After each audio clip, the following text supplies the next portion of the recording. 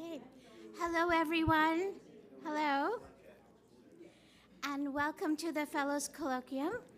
Today's format will be a little different, as we are fortunate to have Robin Bernstein and Ibram Kendi in conversation about Professor Bernstein's recent book, Freeman's Challenge, The Murder That Shook America's Original Prison for Profit. They will chat until about 1 p.m., at which point we will open up the session for Q&A. And we are thrilled to have with us both luminaries. Robin Bernstein is the Dillon Professor of American History and Professor of African and African American Studies and of Studies of Women, Gender, and Sexuality here at Harvard. She is also now chair of the doctoral program in American Studies, and additionally, she serves as faculty in the undergraduate program in theater, dance, and media. Professor Bernstein is a cultural historian with scholarly and teaching interests that focus on U.S. racial formation from the 19th century to the present. In addition to numerous prize-winning articles, her previous book, Racial Innocence, Performing American Childhood from Slavery to Civil Rights, won the Outstanding Book Award from the Association for Theater in Higher Education, the Grace Abbott Best Book Award from the Society for the History of Children and Youth, among many others. Her other works include the anthology Cast Out: Queer Lives in Theater and a Jewish feminist children's book titled Terrible, Terrible. She recently published, along with annotations and an introduction, the previously unavailable 1897 slave narrative of Jane Clark, who liberated herself from slavery in Maryland by undergoing a journey that ended in Auburn, New York in 1859. We are honored to have as Professor Bernstein's partner in conversation, Professor Kendi. He's the author of The Black Campus Movement, which won the W.E.B. Du Bois Book Prize and stamped from the beginning the definitive history of racist ideas in America, which won the National Book Award for nonfiction. He has also written 5 #1 New York Times bestsellers, including How to Be an Anti-Racist and 400 Souls, A Community History of African America, 1619-2019, co-edited with Keisha Blaine. He is the founding director of Boston University Center for Anti-Racist Research, which will unfortunately close this summer. He'll be joining the history faculty at Howard and direct the newly established Howard Institute for Advanced Study, which is dedicated to interdisciplinary study, advancing research of importance to the global African diaspora. Please welcome our guests.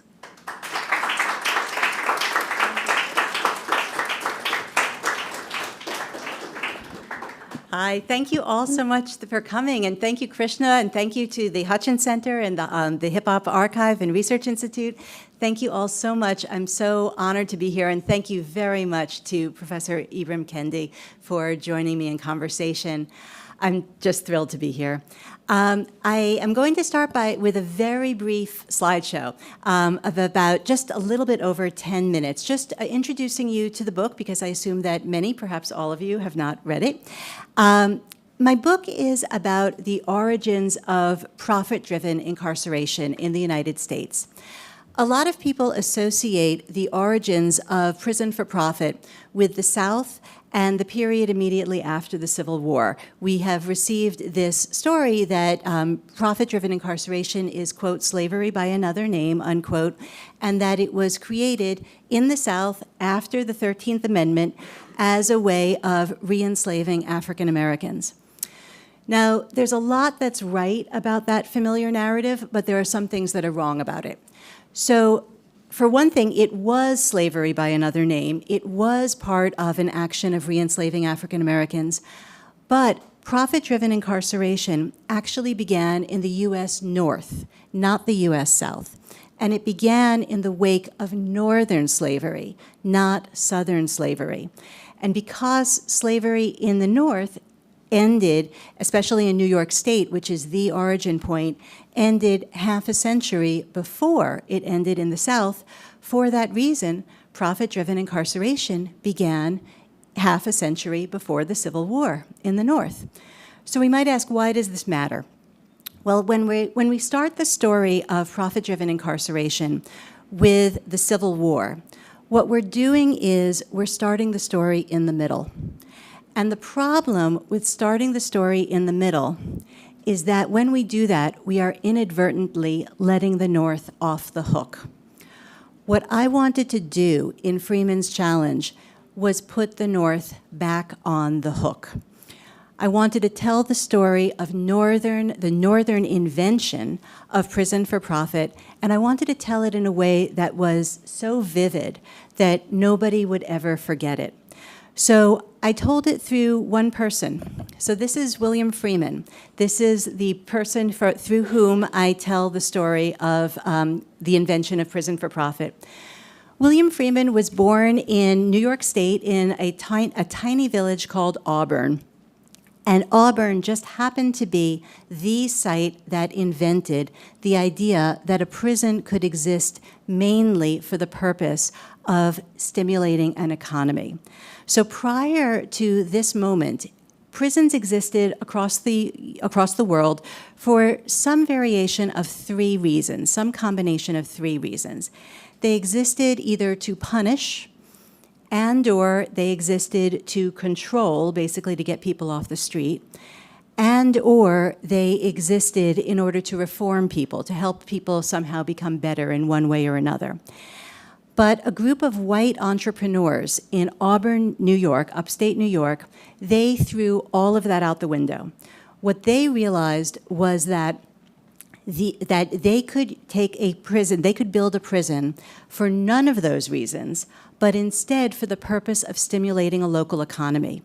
At the time, New York State was offering a vicinity $20,000 in order to build a prison. And $20,000 was the equivalent of about $500,000 today. So these white entrepreneurs, they figured out that if they took that $20,000, and at the time Auburn was a tiny little village of about 2,000 people, to us it's very clear that if you have a village of 2,000 people and you flood it with $500,000, with more money to come every year in perpetuity, to us it's obvious that that's going to change everything. But it was not obvious in 1816, which is when this contract was being offered. So these white entrepreneurs got the idea to take the money and transform their village into a city, and that is exactly what happened. So William Freeman was born in 1824, happened to be born in Auburn, and he was born into the most prominent black family in town. His grandparents had established the black neighborhood in Auburn, and you can see right here on this 1834 map where it says New Guinea Negro Settlement. That was the neighborhood that was built by his grandparents and that William Freeman grew up in. So he grew up in this close-knit community where he was one of the well-known and beloved people in town. And his life was in a lot of ways difficult, but it was a livable life. It was a life with love. It was a life with a certain level of stability. But all of that came to an end in 1840. In 1840, William Freeman was accused of stealing a horse. There was no evidence against him, but it didn't matter. He was tried, he was convicted, and he was sentenced to 5 years hard labor in the Auburn State Prison. So this is the Auburn State Prison, which these white entrepreneurs had built 10 years before William Freeman's birth, a decade before. So they had actually multiple ideas for how to use this prison as an economic force. So they were taking money from the state every single year, and that was affecting the general economy of Auburn. But then they had a second idea, which was to build their prison on the banks of a river for the purpose of getting water power, for the purpose of powering factories inside the prison. So what you can see on this 1851 map is you can actually see the factories that were built into this prison. And the concept from the very beginning was that prisoners would be forced to labor. And they were forced to labor for private companies who leased their labor for usually 35 cents a day. And the prisoners received no wages at all, nothing, no benefits, no early release, no special privileges, literally nothing. They were simply being forced to work in these factories 12 hours a day for the profit of the prison and the profit of private companies. And you can see one of the factories where William Freeman worked. If you look at the word state in state prison, right above that, above the letter S, you can see the Haim shop. A Haim shop manufactures animal harnesses. And that's where William Freeman was forced to file iron 12 hours a day from the age of 15 through the age of 20. This is another image of the Auburn State Prison, and this image is very useful because it shows the scale of this prison, just how massive it was, and it looks like one giant factory, and in fact, that's exactly what it was. Each one of these smokestacks marks the location of an in-prison factory, and you can see the scale because of the trees. The prison still exists. I've gone multiple times. I've been inside the prison, and I've also walked around it.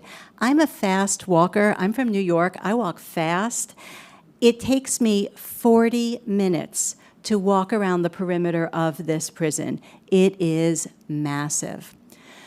So what made William Freeman so important among the many, many people, and many, many young people, remember he was there as a teenager, what makes him important is that William Freeman resisted. And he resisted in a lot of different ways. He resisted by deliberately working poorly. He resisted by working slowly and messing up his work, which a lot of people did. But another thing that he did was he spoke up immediately, and he said that he did not want to work, quote, for nothing. And he meant two things by this, and he was explicit about this. What he meant was he did not want to work because he had not committed a crime. He always insisted he was innocent of the horse theft. But he also did not want to work for no wages. He was clear that he was a free person. He had always been free. His mother had been always free, and his father had been manumitted. He was very clear that he was a citizen with rights and that he deserved to be paid for his labor. And that was the critique that he was lodging against the Auburn State Prison, which was the absolute core of the whole concept of the prison, was that the prison existed to benefit economically the city, then, of Auburn, and not the prisoners. And so he was bucking the core concept of the Auburn State Prison. He fought back first while he was in prison, and the retribution, as you can imagine, was terrible. There was terrible violence visited upon him. In the worst case, a guard beat him with a board and beat him so badly that he sustained a traumatic brain injury, and he lost his hearing. After he was released from prison at the age of 20, he continued his campaign to be paid. And at this point, he was trying to recover what he saw as back wages that he deserved, that the state owed him. He tried to launch a legal campaign to recover these back wages. He was laughed at, and he was dismissed. And then William Freeman turned to violence. And when I say that, I'm not giving anything away. It's right in the title of the book, William Freeman Committed a Murder. The full title of the book is Freeman's Challenge, The Murder That Shook America's Original Prison for Profit. So he committed a murder, and then nobody could laugh anymore, and nobody could dismiss him anymore. At that point, the terror that he unleashed, and also the challenge that he unleashed to this prison, which by this time was powering much of New York's economy and was becoming the dominant prison ideology in the United States and in certain parts of Europe, his challenge then had to be squashed. And so there was a trial. There was a major trial. And famous people got involved. William Henry Seward, who was then the recent two-time governor of New York State, he defended William Freeman pro bono. And the prosecutor was John Van Buren, son of President Martin Van Buren. And these two people fought about whether William Freeman was not guilty by reason of insanity. But the argument I make in the book is that actually both of these people, one was defending Freeman, one was prosecuting him, but in fact, both of them had an interest in suppressing his challenge to the prison, and had an interest in suppressing his challenge to prison for profit. And in fact, one of the arguments I make in the book is that their respective arguments in the trial fell in line with what Professor Kendi has so usefully called the segregationist and assimilationist arguments for racism. And I'm sure we're going to talk about that a lot more. I hope we will. So they were both making racist arguments. They were both suppressing the challenge to the Auburn State Prison. And yet, even though one was defending him and one was prosecuting him. So I think I will stop right there. I will turn us back to William Freeman, who is so important and somebody whose challenge we still need to hear today. And I would love to welcome Professor Ibram X. Kendi. So thank you so much for joining us.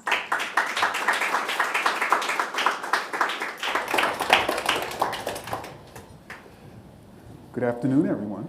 Good afternoon. I'm so excited to be able to talk about this book, and actually, let's sort of start off where you left off. What were the respective, I guess, racist positions of the defense and the prosecution during Freeman's trial? Yeah. So William Henry Seward, he took the case, probably sincerely believing that Freeman was insane, as they put it, and he used the insanity defense for William Freeman. But his point was that, remember, he wanted to actually, what he was really defending was the prison itself. So he had to come up with a story for why William Freeman was insane. And the story that he came up with was partly based on the head injury, which was another way of actually defending the prison, because the point there was abuses happen. There are some bad apples among the guards, but really this is a fundamentally good system. So that was part of what he based his defense on. But the more important thing that he based his defense on was he actually argued that William Freeman went insane because of racism, that he went insane because of discrimination, what he referred to as racial discrimination. That the idea was that, and he explicitly blamed the black community, and he explicitly blamed black women, including William Freeman's mother. So he was making very much the arguments that would be made more than a century later in the Moynihan Report. He was basically arguing for a tangle of pathology, that what had happened was that there was discrimination, which was wrong, and he was quick to say that discrimination was wrong, but he was blaming the black community for basically not handling it properly, for not responding properly. And the part of what is so damaging about this argument, and I don't need to tell you this, of all people, you're the last person, you know this so well. Part of what was so damaging about this argument was that it did not distinguish between William Freeman and anybody else. That the implication was that if racism can make a person go mad, and if racism can make a person become violent to the point of murder, then that makes all black people suspect. And so it was a blanketing racist argument, and it's really one of the earliest and most thorough arguments in this assimilationist mode that I'm aware of. So this was 1846, and one thing that I want to emphasize is that this argument went very far, because this was a very big trial. It was called the trial of the half century. It generated over 1 million words of print. It's like the OJ trial? It was very much like the OJ trial. No, I mean, in total seriousness. So there were transcripts that were sent out every single day during the trial, and they were published nationally. William Henry Seward's argument was published as a pamphlet, and it went through multiple reprintings. So this racist argument had enormous impact. It went very far, very fast, and it was listened to. So I think it's one of the most important origin points for the assimilationist argument. It's certainly not the only origin point, but I think it's a very important one and a very high impact one. So that's the defense. Now let's talk about the prosecution. So the prosecution made basically a segregationist argument in your terms. The prosecution argued that also that William Freeman did what he did because of race. And I want to be so clear, William Freeman never said that he committed murder because of anything having to do with race or racism. William Freeman was absolutely clear. He committed murder because his labor had been stolen from him in the Auburn State Prison. That was William Freeman's point that everybody was trying to suppress.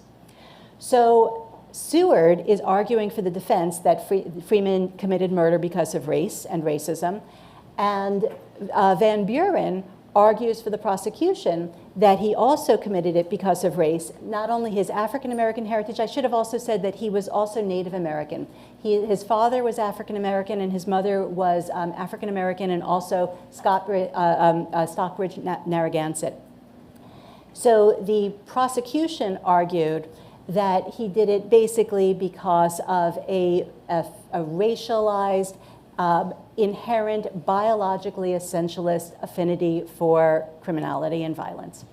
And so this is yet another really important and early origin point for this argument, because again, it went national very quickly and got an enormous amount of attention. So these are two early figurations of these two arguments that, of course, we are still living with today. So you see that debate is one of the progenitors of the current conception of the black criminal? Absolutely, for sure. Excuse me, who did he murder? He murdered 4 white people. And He was definitely crazy. well, he murdered 4 white people, and the 4 white people that he murdered actually had no direct relationship to the prison.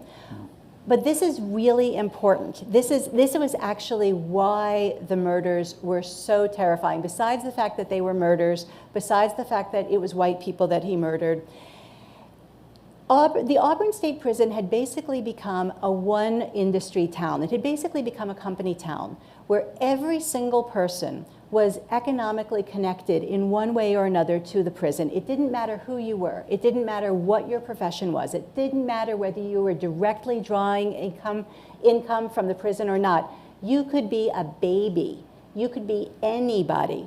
You were economically connected to the prison. A company town. It was a company town, exactly.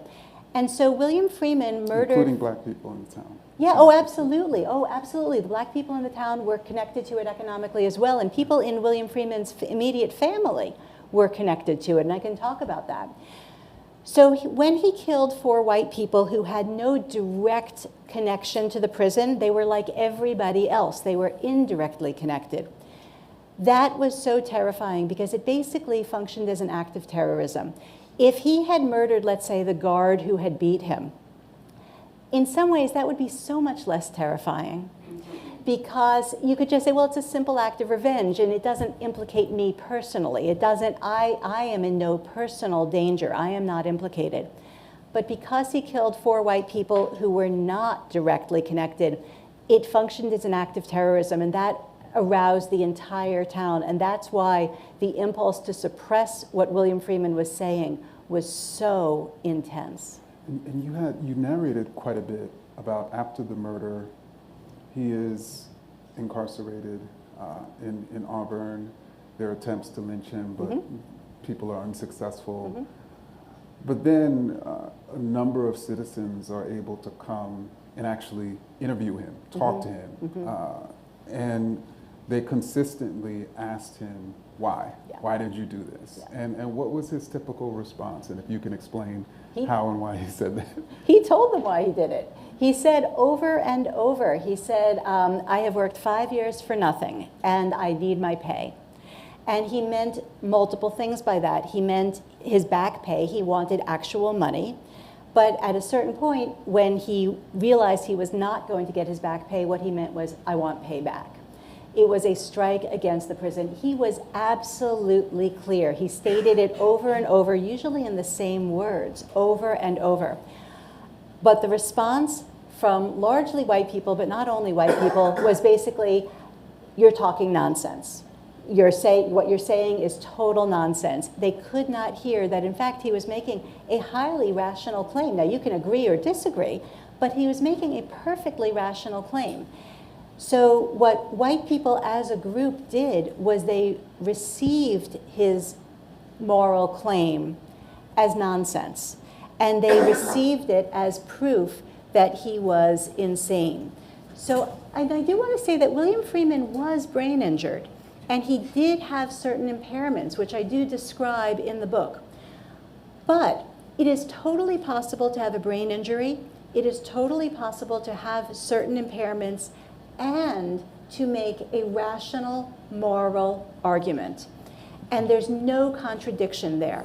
And one of the things that William Henry Seward was arguing was that Freeman was 100% irrational in every way, that because he did have a brain injury, because he did have certain impairments, that therefore everything he said was totally irrational.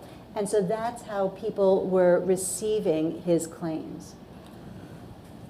So it seems to me that Freeman is a pivotal historical figure that most of us have never heard about. I certainly hadn't heard about him until reading this book. And the reason why he's a pivotal historical figure is because almost from the beginning, of this profit-driven sort of carceral system, he was resisting it. Mm-hmm. And he became nationally and internationally known for resisting it. Mm-hmm. So why haven't we heard of him? Why do you think historians haven't been documenting his story, all this time? A lot of reasons. Thank you so much for that question. That's such a great question. There are many reasons. One is that the prosecution and the defense did succeed in suppressing his challenge to the prison. They did succeed in tamping that down. So the most important things that he had to say, in fact, did not go forward. They shut him up. He is remembered by legal historians. The reason he's remembered by legal historians is that Seward used the insanity defense. It was not the first use of the insanity defense. It was not even Seward's first use of the insanity defense. However, it was the use of the insanity defense that laid a precedent in New York state law. So when this case gets cited, it is most often in the context of the history of the insanity defense. But the third reason, and I think the most important reason that people have forgotten William Freeman, is that Seward's argument, Seward's assimilationist argument, was so effective that most historians have simply believed it. They have simply taken it for granted. So they have started with Seward's argument that Freeman was simply completely insane and everything that he did was completely irrational. And they have simply believed it. They have not put enough pressure on it. Like, why was Seward saying this? Was Freeman actually irrational in all ways or even most ways? When you actually look at the evidence, there is ample evidence that he was highly rational in most ways, and certainly rational in his challenge to the prison. But most people have bought Seward's story. Most historians have bought Seward's story. They have regarded Freeman as just a sad lunatic who did this thing for no reason, and what's important about it is the legal history, and that's just wrong. So how did you end up writing this book? How did you come to his story? Well, I came to it by accident, as you know, I'm sure, I'm sorry? As most projects happen, I came to it by accident. So one of my fields of knowledge is theater history, and I came across a footnote that there was a stage performance in Auburn, New York. I had never heard of Auburn. There was a stage performance in Auburn, New York in 1846 in which in this stage performance, a black male character, murdered white people. Now, since I have a background in theater history, I knew that that was absolutely shocking for 1846. In the mid-19th century, white people in particular absolutely did not want to see representations of black on white violence.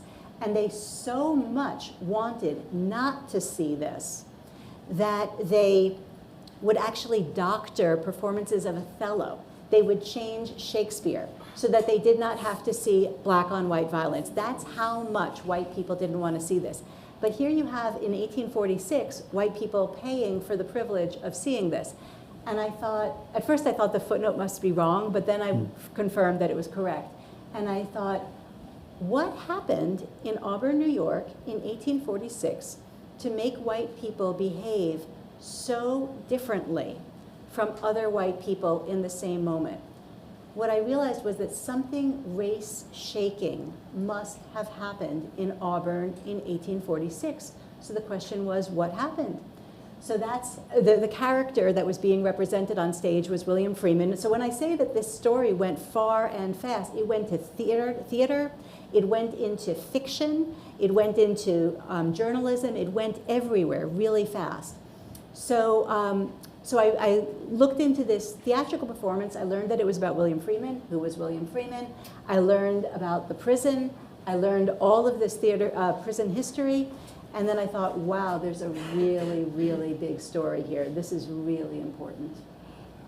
So I was familiar with Auburn, New York, particularly in the early 1850s, because someone by the name of Harriet Tubman lived there. And so what was the connection between Harriet Tubman and William Freeman? Yes, oh, thank you.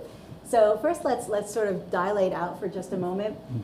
So this enormous trial happens in Auburn, New York, where a black young man's story, very young. Remember, I keep coming back to just how young he was. By this time, he was 22 years old.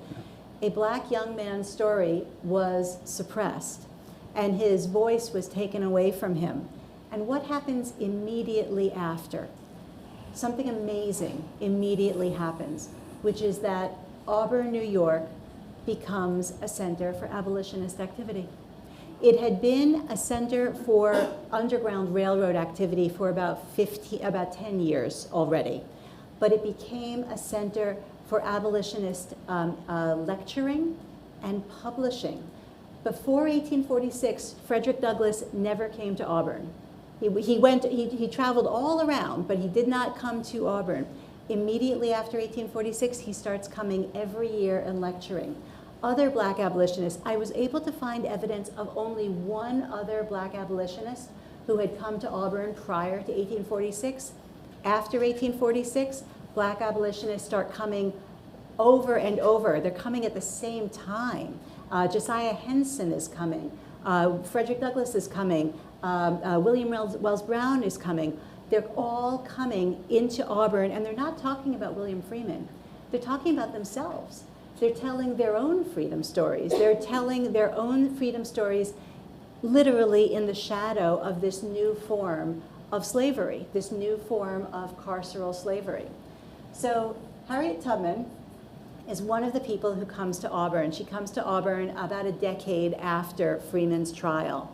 And she comes through Auburn multiple times because it's a stop on the Underground Railroad, and there's a lot of Underground Railroad activity, including William Freeman's uncle and cousin were very involved in the Underground Railroad, and I'd love to tell you more about that. So originally, Harriet Tubman comes because of Underground Railroad activity, and then William Henry Seward's wife, Frances, has inherited land. Now, why does Frances Seward own land? She owns land because her father was one of the co-founders of the Auburn State Prison. Her father, Elijah Miller, was one of the white men who figured out how to make money off of a prison, and he got rich. So he had all this land and all this money, and Frances Seward inherited it. And some of the land that she inherited from her father, but bought with prison money, she sold it to Harriet Tubman. And that's part of the story has been largely forgotten. Usually William Henry Seward is credited with selling that land, but it wasn't his land. His wife owned it. And it was his wife's inheritance. She sold it to Harriet Tubman. So Harriet Tubman settled 2 miles from the Auburn State Prison on prison-developed land. And that's where she settled her family. That's where she eventually created a home for elderly people, formerly enslaved people. And that was where she dictated her memoir. That was her life for the second half of her life until her death in 1913. And she worshiped at the AME Zion Church, which was the church where William Freeman's family worshiped. And she knew many, many members of William Freeman's family, and in fact was involved in abolitionist activity with them. So that's where Harriet Tubman is in this book. And just to orient everyone who hasn't already checked this, so Auburn is somewhat between Syracuse and Rochester. Near Ithaca? Yeah. It's about a mile. It's about by car. It's about a mile north of Ithaca. Yeah. By Seneca Falls? It's about 25 miles away from Seneca Falls. But in terms of, since we're talking about Harriet and thinking about Black abolitionists more broadly, many historians, particularly recently, have written about, by the early 1950s, a move towards more revolutionary and violent activism. And there were times in which in your book in which you, of course, chronicled the impact of this case, on those debates, really. Yeah. And so, if you could speak to that. Yeah, that's really important. So one of the big questions that troubles a lot of people is, why did he turn to violence? So first, William Freeman is resisting in the prison, and he's resisting actively, and he's also resisting passively, and there's terrible retribution. Then he tries to resist legally. And when all of that fails, he turns to violence. And to us, from a modern perspective, that seems like an enormous leap, a kind of a leap that you can never come back from. But for exactly the reasons that you just stated, I think it's not as great a leap as it might seem from a modern perspective. At this moment, this was the moment of Garnet. This was the moment when a lot of Black people were debating the use of violence. And exactly as you said, there was a turn toward taking violence very seriously as a political possibility. So I would locate Freeman in that genealogy. I would locate him within that intellectual genealogy. Now, there's no evidence that he was aware of Henry Highland Garnet, for example, but there was something in the air. Henry Highland Garnet was not sui generis. He was part of a larger conversation. And for me, that's where I would locate William Freeman's turn toward violence, in that much larger and much broader turn. So I'm going to ask one more question, and then we can open it up. Anyone have any thoughts, questions? So you also, of course, it was pretty pivotal for you to really locate the origin story of prison labor, which of course still exists to this day. So if you could actually fast forward to the current moment and share with us the sort of state, of prison labor. Yeah, absolutely. So first of all, let me start with Auburn, and then I'll dilate out. So the Auburn State Prison still exists. It is the oldest continually running maximum security prison in the United States, and it is still enclosing factories. It is still based on factory labor. So today, every single New York State license plate is made in the Auburn prison. Every single one. So if you have ever seen a New York State license plate, if you have ever owned a New York State car, that individual plate was made by men who are literally walking in William Freeman's footsteps. They also, in Auburn, they also manufacture office furniture and furniture for public schools. I went to New York City public schools, first grade through 12, and I had no idea that everything that I was touching, everything the desks, the chairs, they were made at Auburn and also other prisons in New York State. When I went inside the Auburn State Prison, I was incredibly lucky to get to go inside twice. I was able to go because Cornell University has a prison education program. And so I was able to go in with the Cornell program and talk to men who are currently incarcerated there, and they are all men. And when I went into the prison the first time, everything was very familiar to me because I knew the architecture of the prison so well, and it has changed very little. So it was amazing for me as I'm walking in and I am recognizing I know what is where because the architecture has changed so little from like the map that I showed you. But what did shock me was that it reminded me, the parts of the prison that I was in, which was the educational part, I was in the classrooms. It reminded me of my high school. And I was getting flashbacks to my own high school. Wow. Because the physical furniture, it's the same. Wow. And so that's part of prison manufacturing in New York State. So there's furniture, everything that you see in a courthouse in New York State is made in prisons. They make flags, they make uniforms, they make eyeglasses.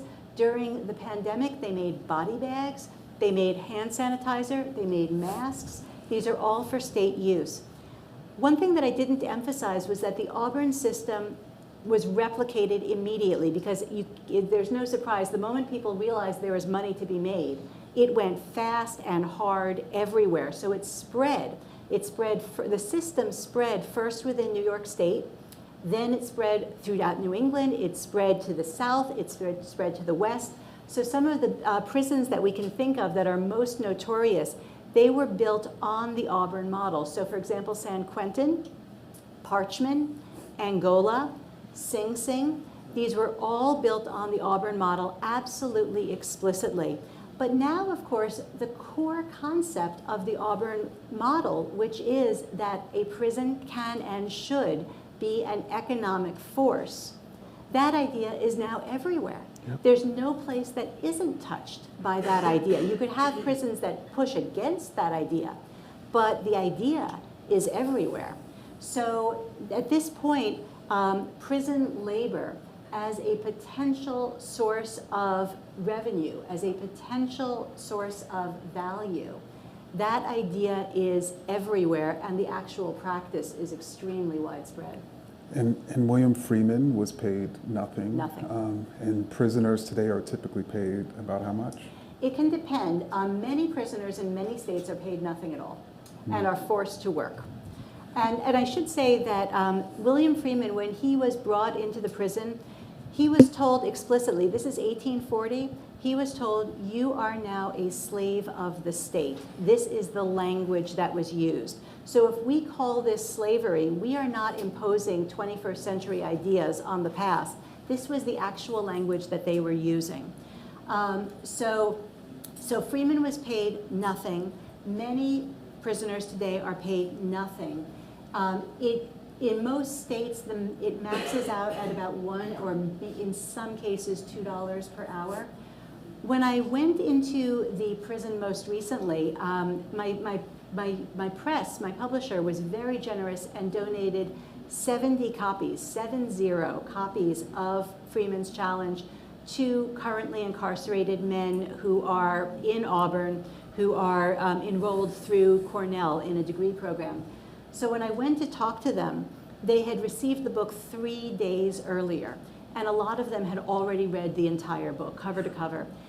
So I talked for about half an hour about Freeman and about his experiences in their prison, and some of them had read the book. And then at the end, at the end of my talk, I said to them, I would love to know what in Freeman's story is similar to your experience and what is not. And I thought they were going to say that the difference in pay was a big deal, because that was a very big deal to Freeman. Yeah. For Freeman, that distinction was everything. And I thought they were going to say that getting paid was an important difference. They didn't say that. What they said was that the most important difference they noted between Freeman's story and their own was the existence of the commissary. Because in Freeman's day, there was no commissary, there was nothing to buy.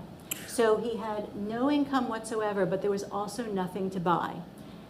For men who are currently incarcerated in New York State and in many, many other states as well, yes, they are paid, in some cases, 16 cents an hour. For license plates, they get 65 cents an hour.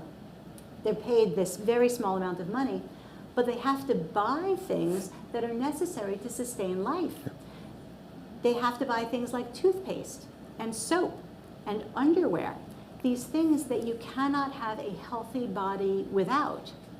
So in a way, even though in some cases they are being paid extremely small sums of money, the money is going right back out into the prison.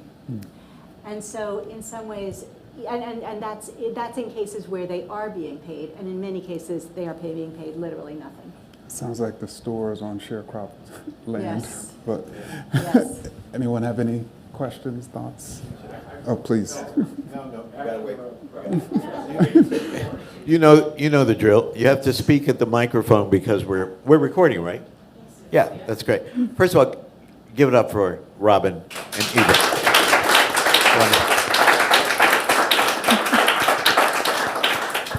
So Freeman is found guilty.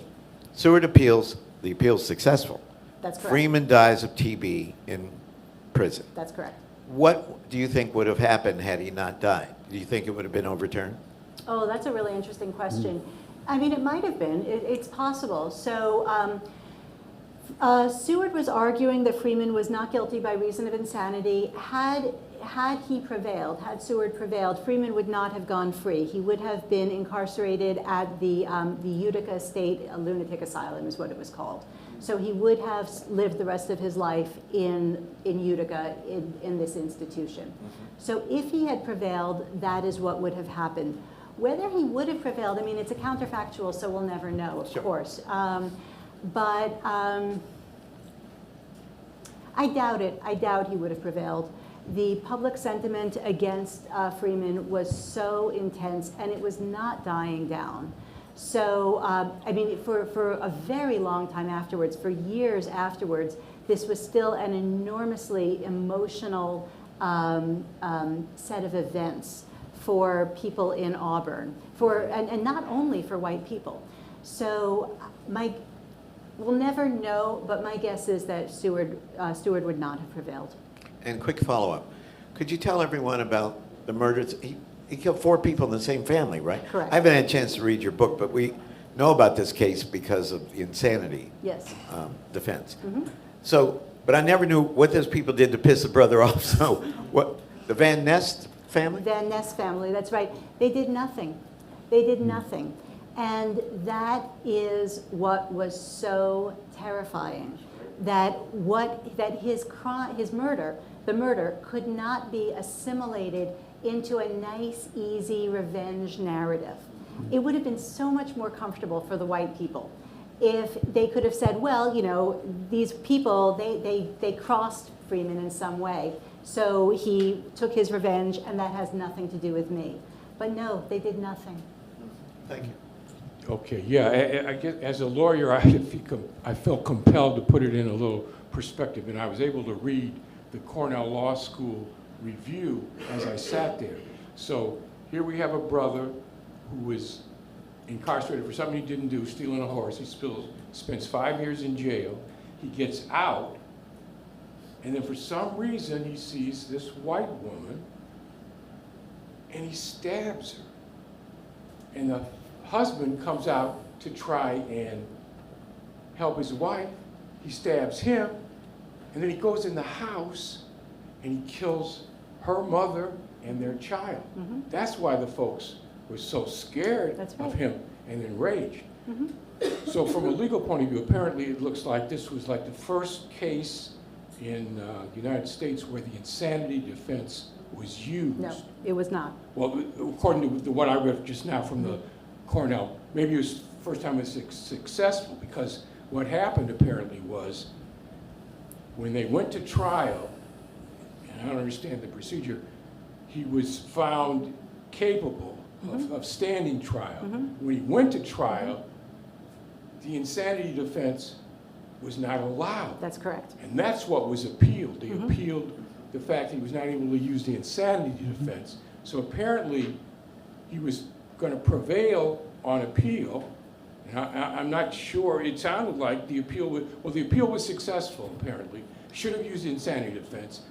Probably new trial ordered, but he died before there could be a new trial. So it's tragic. I mean, I'm part of the Roxbury Defenders. We started the Prison Nurse Legal Services Project here in Massachusetts.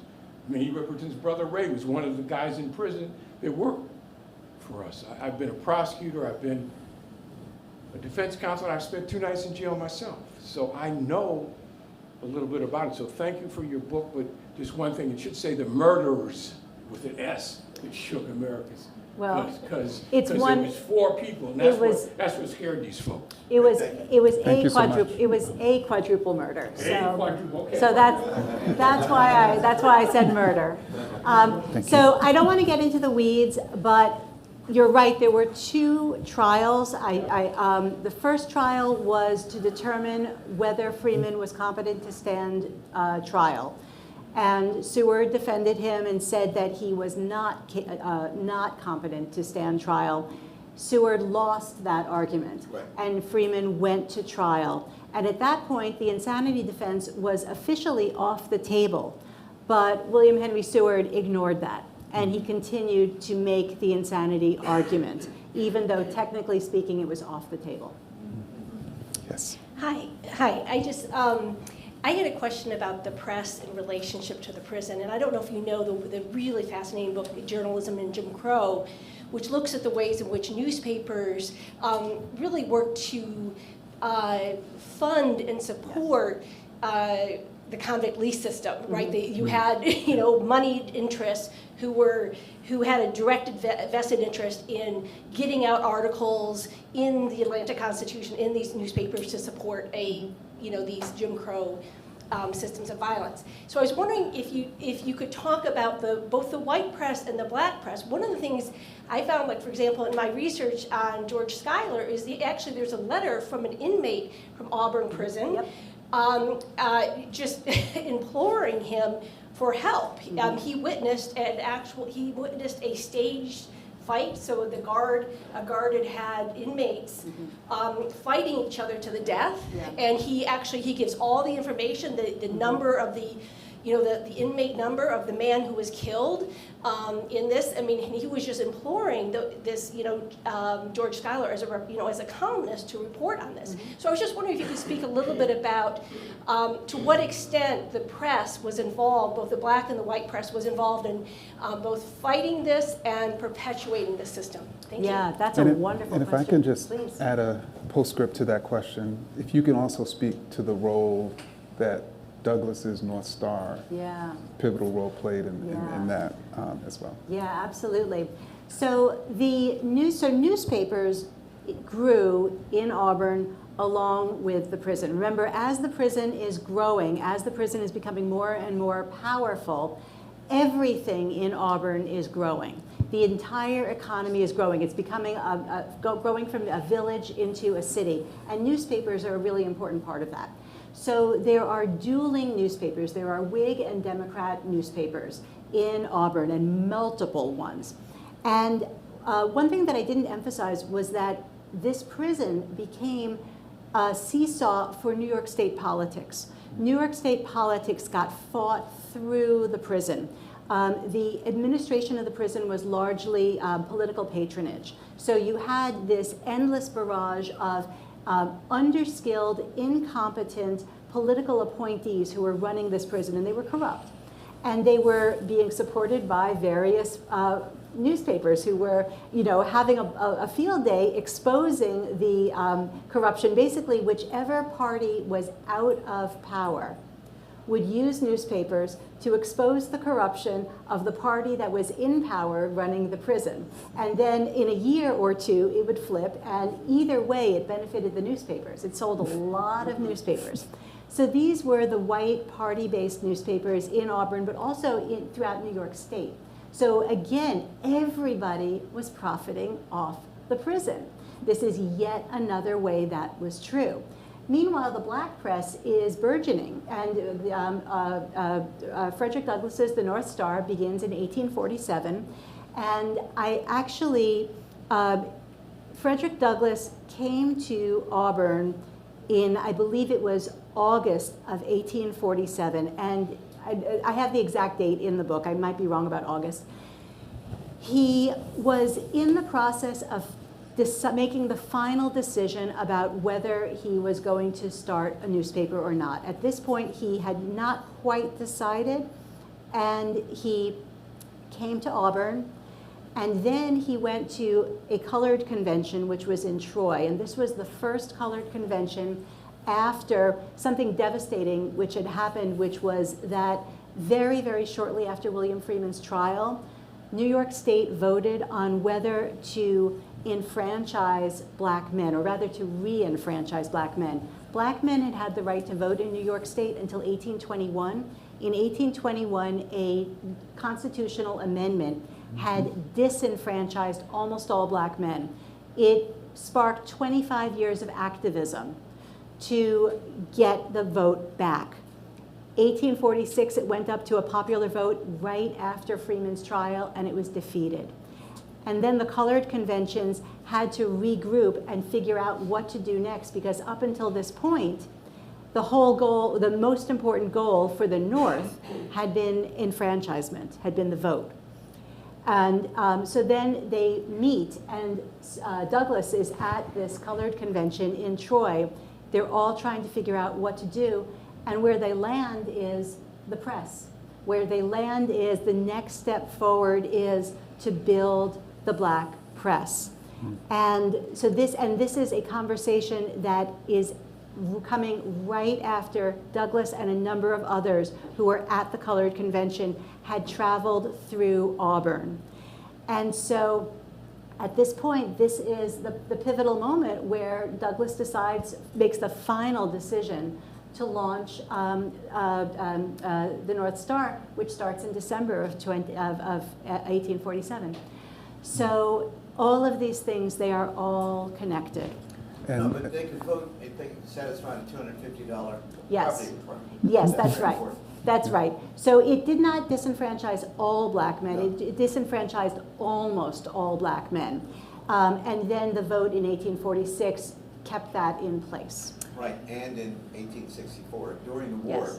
Douglass campaigned furiously to get that overturned. That's And right. you would think, is there a better year to overturn it? In 1864, Douglass campaigned furiously for Lincoln and for the overturning of the property requirement.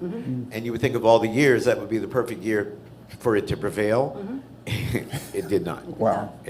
No. Douglass could only vote without a property requirement with ratification of the 15th Amendment in the spring of 1870. Wow. It's amazing. Think about it. Yeah. And you also write that in Douglass's North Star, he elevates Freeman's Yeah. argument about why he committed those crimes. Yeah, thank you so much for reminding me of that. The North Star published one article that was really quite sympathetic to Freeman and that correctly identified his point. The North Star published one article that correctly said that what this was all about was wage theft and the right of people to be paid for their labor. It was one of the only moments of recognition in the entire, until this book came out. It was one of the only moments of recognition of that fact, and that was in the North Star. Wow. Sir? Oh. Hi, Randall Wills from the Kennedy School. Thank you so much for coming. In 2021, New York State declared racism as a public health crisis. So I was kind of surprised that this didn't come up in that discussion when that declaration came out. And my question is, the lobby of the prison industrial complex were from New York. Were they intimately involved in carving out that exception in the 13th Amendment? Yes and no. Directly, no. Indirectly, definitely. So the 13th Amendment to the United States Constitution outlaws forced labor, quote, except as a punishment for crime, unquote. So in the view of a lot of people, this was enabling a new form of slavery, which was carceral slavery. That, I'm contesting that perspective. In fact, that was explicitly, at the time, it was explicitly intended to allow the Auburn system to continue, because by that time, by 1865, the Auburn system was national and in fact international. So the purpose of that clause was to preserve this particular form of unfreedom, to preserve carceral slavery, rather than to invent something new. So your question was about lobbying, about organized lobbying, and the answer is no. I'm not aware of any organized lobbying to that effect, because there didn't need to be. There were so many people, by 1865, there were so many people who were making so much money off of this Auburn system nationally, that there was enormous support, enormous national support for maintaining carceral slavery. So no, there was no organized lobbying that was necessary. I always thought that it was invented proactively to reintroduce slavery. So that is an amazing thing. I had absolutely no idea. Yeah. Yeah, So it's it's great. amazing. Thank you. So that's why y'all need to buy this book. Yes, Professor Bernstein, thank you for your ideas today. Harry Allen, Nasir Jones Hip Hop Fellow. I was wondering from your analysis, and you kind of started to address this in your last statement, 13th Amendment makes slavery illegal except for when you're incarcerated, when you're in prison. So here we are. How do people justify this now? How do people justify that we have slaves in the United States contemporaneously with screaming and rap music? Yeah, that's the million-dollar question.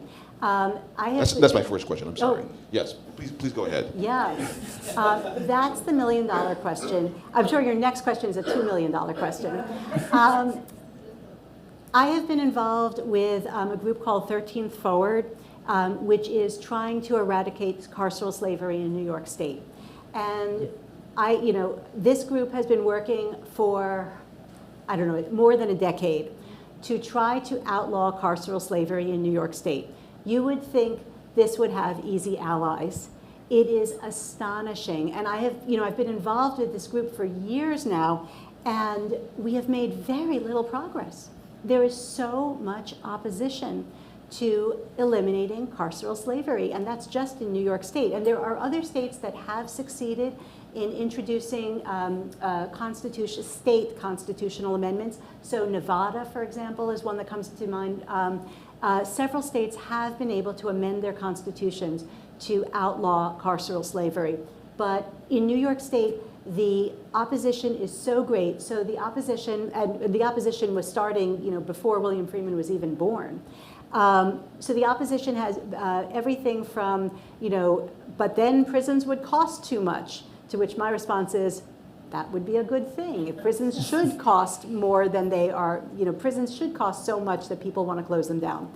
So the opposition is everything from the state must save money, and this is a very important way for the state to save money.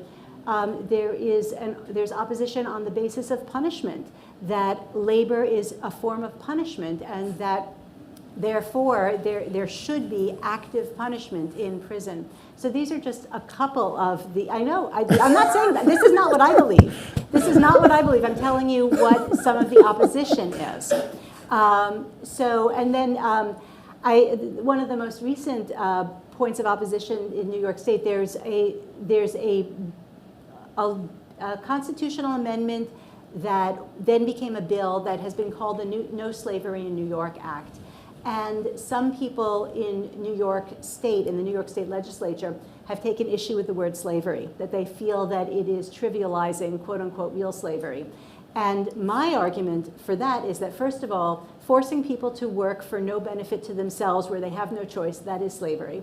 But also the fact that in the 19th century, when chattel slavery did exist in the United States, the Auburn administration was calling what was happening in Auburn slavery. This is not us imposing our language on the past. So this is some of the opposition to ending carceral slavery, specifically in New York, but also beyond. Thank you. What do you consider appropriate uses of violence against white supremacy? Oh, my goodness. Wow. Wow. You're being recorded. I know, I know. At the White House are watching. Yeah. Well, FBI is probably here too. yeah. Well, one thing I will say is that Freeman's challenge to the Auburn state system, to the Auburn prison, was it was a form of terrorism. That's how I perceive it. That's how I understand it. It was a form of terrorism, and it absolutely succeeded in terrorizing people. And it absolutely succeeded in seriously threatening the Auburn state prison. It did not succeed in changing the Auburn system. It did not succeed. It was not a strike against white supremacy. It was not intended to be. It was intended to be a strike against wage theft. And ultimately, it did not work. But it did succeed in terrorizing people, and it did succeed in making the prison quake. So what I can say is that what William Freeman did was effective in the sense that it had profound effects. They were not necessarily the effects that he wanted. I'll pass it to you. So I'm actually about to come out with a new book on Malcolm X, and I'm reminded of something he said in one of his most famous speeches, in which he said, "There's no such thing as a nonviolent revolution." He said that doesn't even happen in Hollywood. And so I think thinking about it, from that standpoint, if the goal of the action is to revolutionize society and eliminate white supremacy, it's hard to imagine that being possible if violence is completely left off the table. When we look at it historically, what that violence would be, how it would be used, who would engage in it, of course, is more sort of different types of questions. But as an historian, it's pretty difficult for me to see a scenario in which there actually has been a truly nonviolent revolution.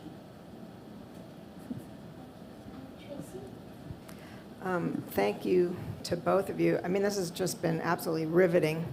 You can hear me right. My question is about the racial demographics of the prison at the time, and generally of the North, like pre-Civil War and pre-Great Migration, if that has any bearing on some of these ideas and arguments that you're putting forward. Yeah, that's a great question. Thank you so much. So when the Auburn State Prison initially opened, as far as I can tell, the first group of inmates were 100% white. So the original purpose of the prison was to transform Auburn from a village into a city. The white entrepreneurs who created this prison, they did not have a specifically racist agenda, which is not to say they were anti-racist. They most certainly were not. But their agenda was capitalist. Their agenda was profits.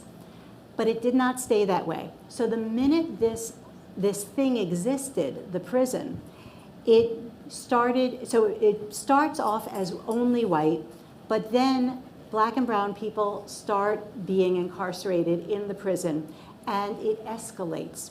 So by the time William Freeman was incarcerated in 1840, the prison was approximately 9% black.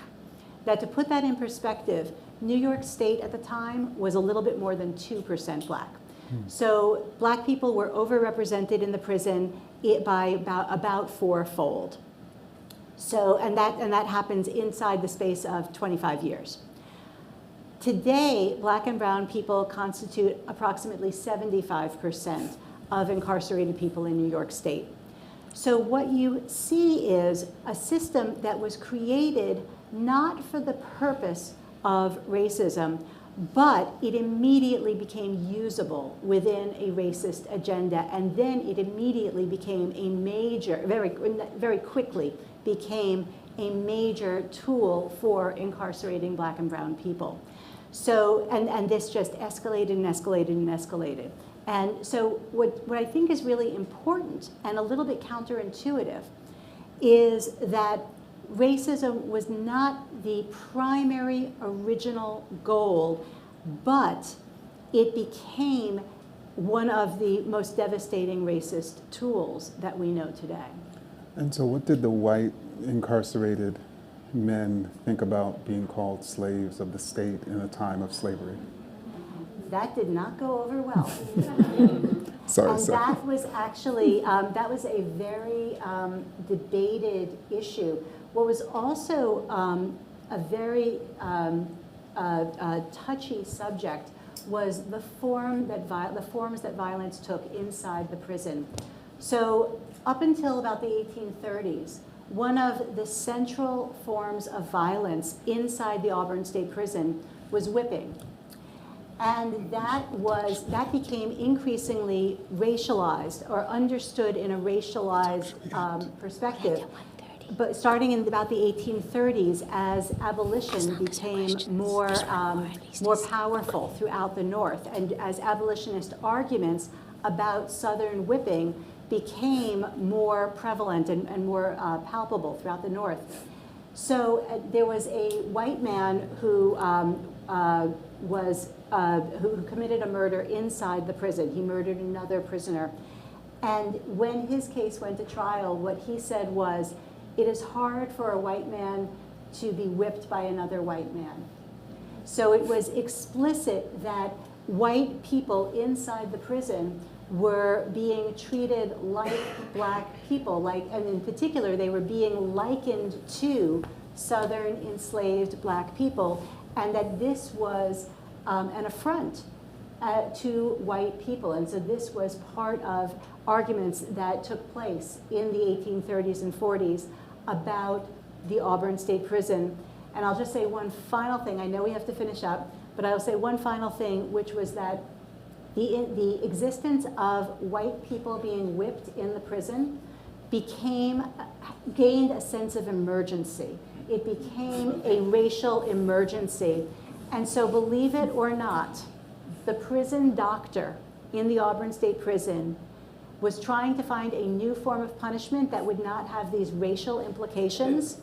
And what he invented was a new form of waterboarding. Mm-hmm. And there was waterboarding in the Auburn State Prison, and this was explicitly designed to evade a racial problem. And William Freeman, I am very sorry to say, William Freeman was waterboarded. So they were okay with being waterboarded, just not whipped. Okay. Yeah.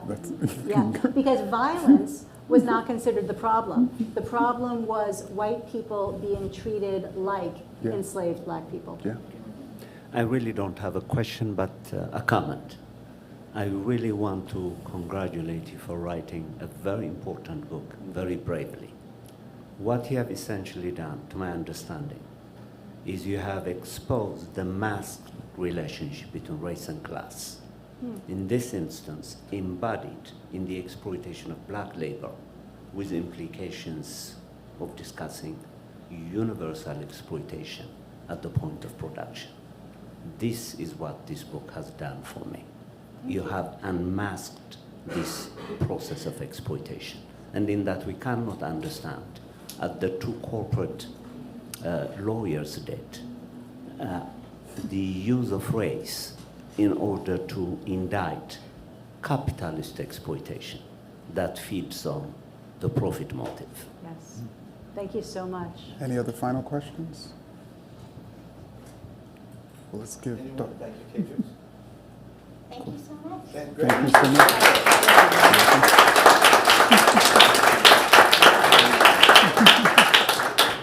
That was marvelous. That was great. Thank you so much. Very Thank tough you and for your did not final mind. comments.